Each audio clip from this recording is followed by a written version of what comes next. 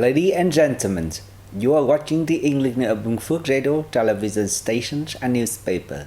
I'm Hưng with the latest news for today. 28 trillion Vietnam dong expected to be invested in high-tech agriculture. Decentralization in state governance boosts. President hosts Japanese Crown Prince and Crown Princess. Conference of ASEAN Ministers responsible for information. Ladies and gentlemen, science, technology, and innovations are expected to be growth engines for agricultural development, which is a key pillar in building new style rural area.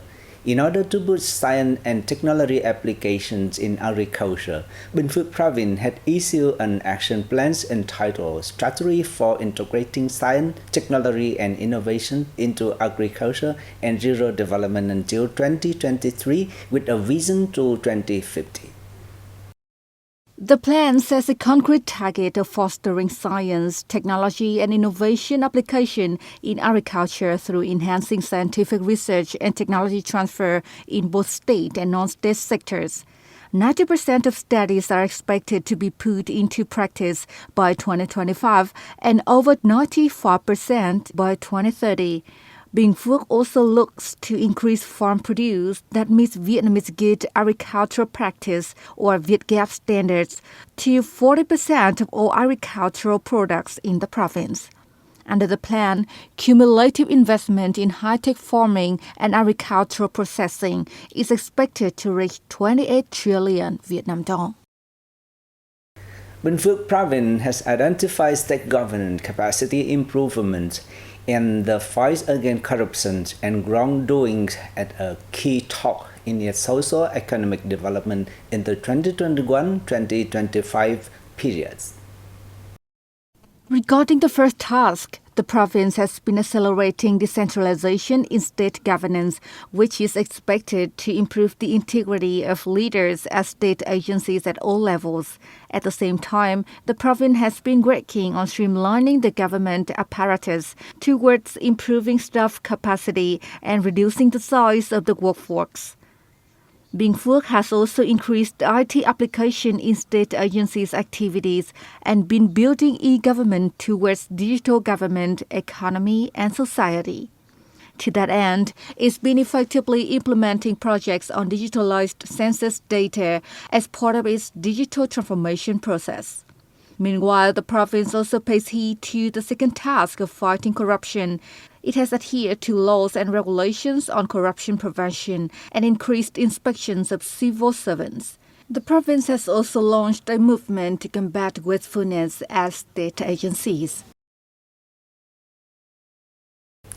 Over recent years, labor unions at all levels around Bình Phước Province has been working hard to ensure the legitimate rights of female workers and have posted remarkable achievement. The proportion of women participating in labor union executive committees at the grassroots level from 2018 to 2023 stands at 55%, marking a significant increase compared to the previous term. Labor unions at all levels have held 72 training sessions for female workers and have cooperated with the Women's Union to organize other activities for their benefit.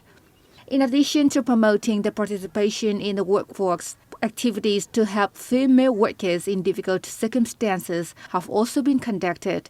Gifts and cash totaling 8.7 billion Vietnam dong have been presented to over 17,400 underprivileged female workers and civil servants. This assistance has contributed to the province's overall efforts to support women and reduce poverty.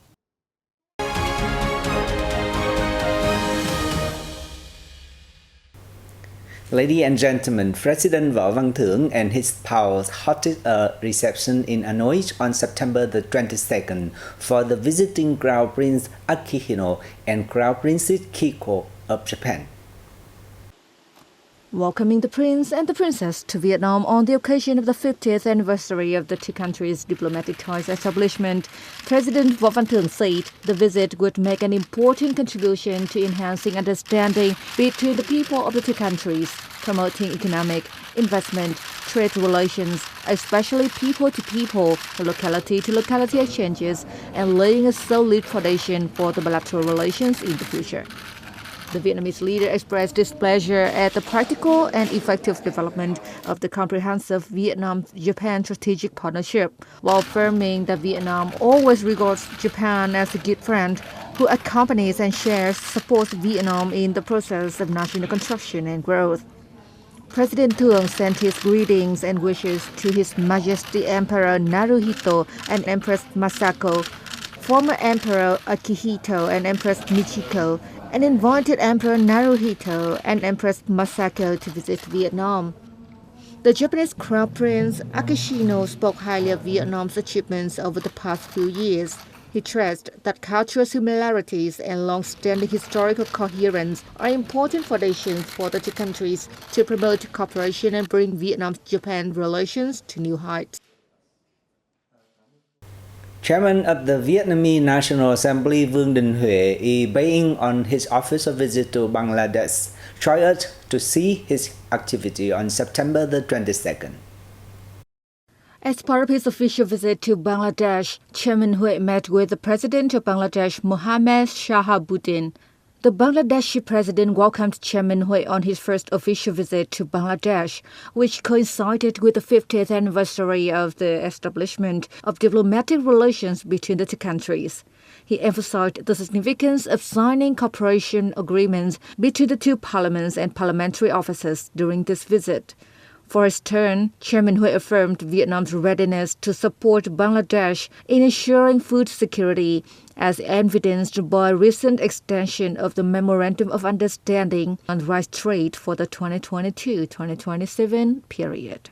The Bangladeshi president suggested deeper economic collaboration, encouraging Vietnamese enterprises to invest in Bangladesh economic zones and supporting Vietnam's proposal to establish direct flights to promote cultural exchange, tourism, and people-to-people ties.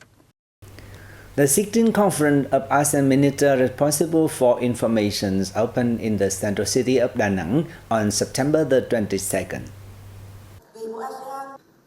The conference, which will close on September 23rd, attracts the participation of representatives from 9 ASEAN member states.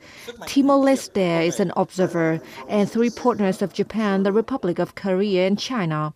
Vietnam's Vice President Võ Thị Ánh Xuân said the event is an important forum for member states and other countries to dialogue, exchange and determine priorities and directions for cooperation in the coming time, and join hands to successfully implement the United Nations Millennium Goals and the ASEAN community's priorities.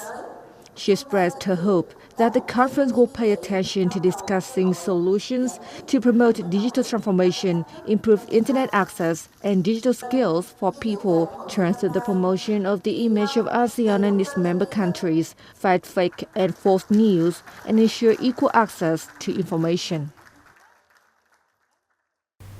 Vietnam's traffic exports to the U.S. are expecting to a better outlook in the remaining months of the year after getting some good news.